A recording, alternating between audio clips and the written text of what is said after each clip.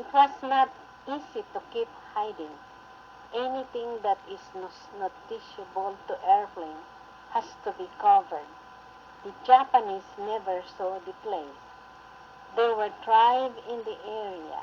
It was from there we depended our livelihood.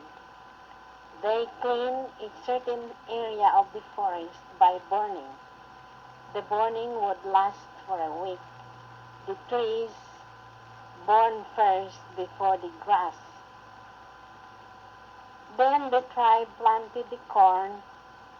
They cultivate the part of the clearing for the vegetable. This system procedure was repeated in some place of the region. After about 2 years, we separated from the household. We came down to the plains where there were more people. We never saw Japanese for the duration of the war, only during liberation. We stayed in a house at the corner where a river on the east and a brook joined on the north of the house is an up-paved dirt road about 40 feet wide.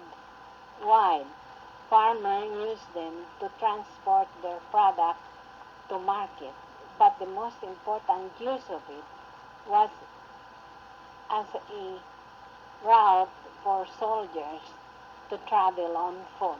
On the sides of it is some ditches for water to drain.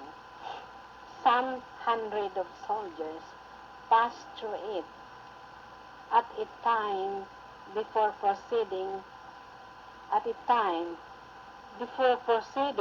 They sleep at our yard overnight with banana leaves as their mat to sleep on. Our yard is full of banana plants.